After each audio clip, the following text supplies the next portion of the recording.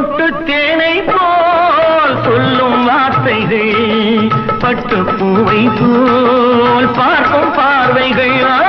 சொட்டு தேனை போல் சொல்லும் வார்த்தைகள், பட்டு பூவை போல் பார்க்கும் பார்வைகள். சொர்க்கம் தேடி செல்லட்டும் ஆசை எண்ணங்கள், அங்கெல்லாம் பொங்கட்டும் காதல் வெள்ளங்கள். ஒருவர் மீது